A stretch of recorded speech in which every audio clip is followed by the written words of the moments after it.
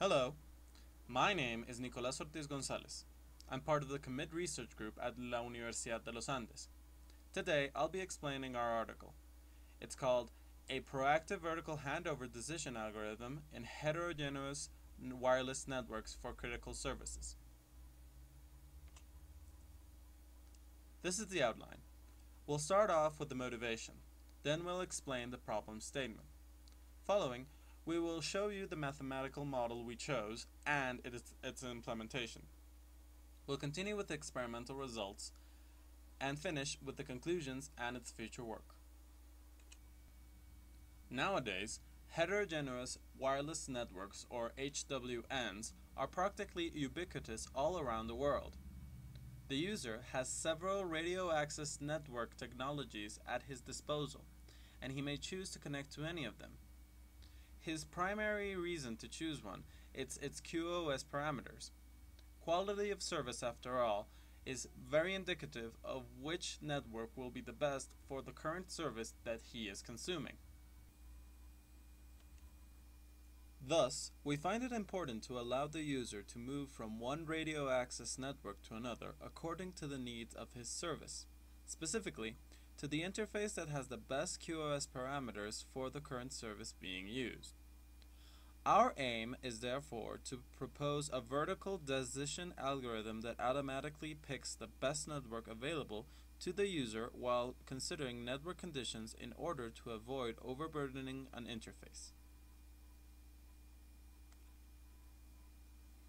We chose to solve this through a multiple attribute decision-making algorithm because we found that QoS parameters are varied in nature and must all be considered in order to choose the correct option for a service.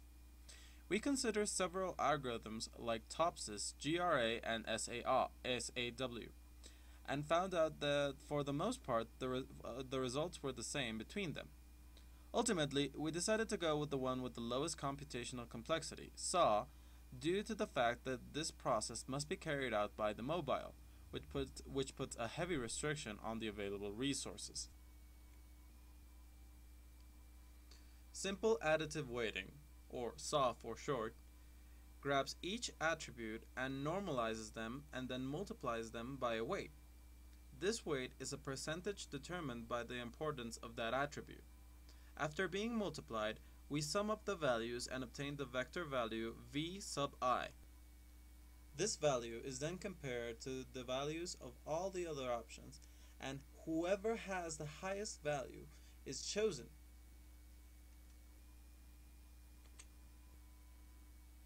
So, on to the important part, the mathematical model.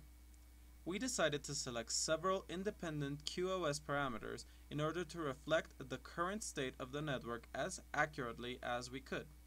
The chosen attributes were delay, jitter, packet loss, availability, radio signal strength, cost, and load. Each of them is self-explanatory, except for cost and load. Cost is determined by the charging model that the interface has. If the network is free, then the cost is 0. If not, we use a bits consumed charging model to define the value. And if it's a time consumed charging model, we convert it into a bits consumed charging model through an equation stated in the article.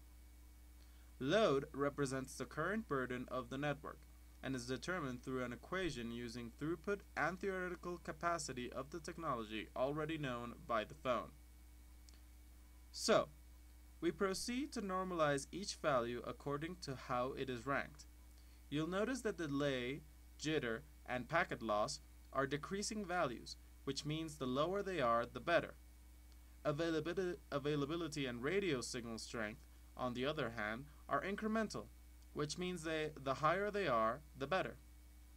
Finally, load and costs are decremental, but they can have values of 0, so they are normalized in a different way. The final result is the equation you see before you. With each attribute normalized and multiplied by the weight, these weights are important, as they are generic and thus allow for each service to determine which values are the most important to them.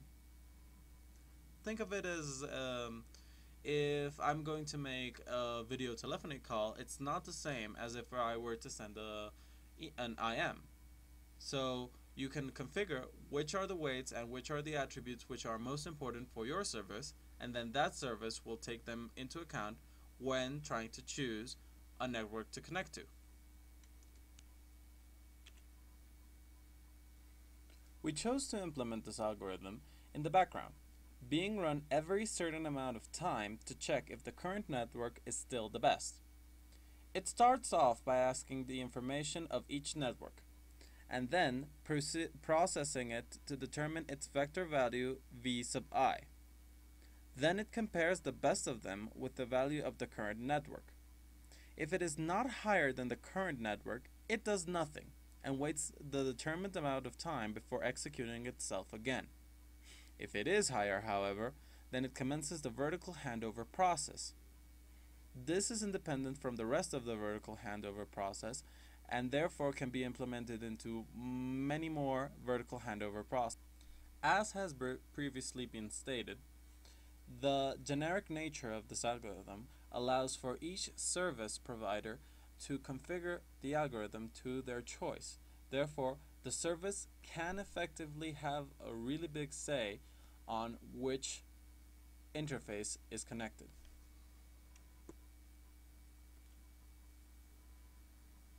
We ran this algorithm over a case study extracted from an article that had several sample networks with different quality of service parameters.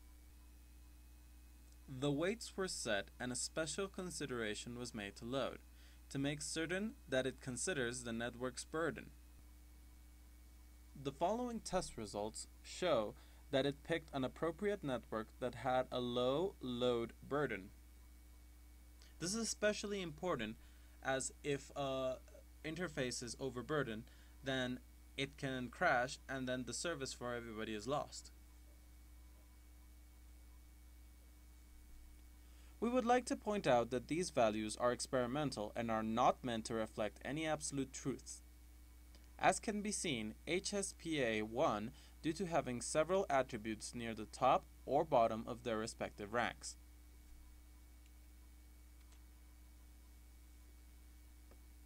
We conclude by restating that the algorithm gives a holistic consideration to the problem and allows each attribute to affect the outcome. It allows for special consideration of certain attributes, thus allowing services to configure which is the most important to them. We find that this is especially relevant with critical services, where certain values are imperative, like radio signal strength, while others are not quite as important, like cost.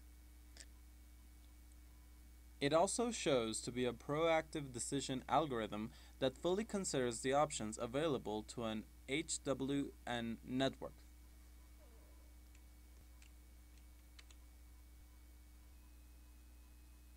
In our future work, we'd like to delve more into the stability of this algorithm by putting it in a simulation with multiple users in order to see if it achieves a balance necessary in order not to overburden certain interfaces.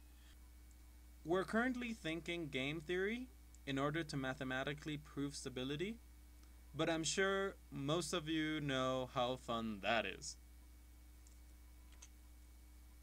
Finally, we would like to thank all of you for listening. Since I'm not there, if you guys have any questions, please feel free to send them to my email. n.ortiz908@uniandes.edu.co. I hope you have all enjoyed this presentation, and I hope you have a lovely day.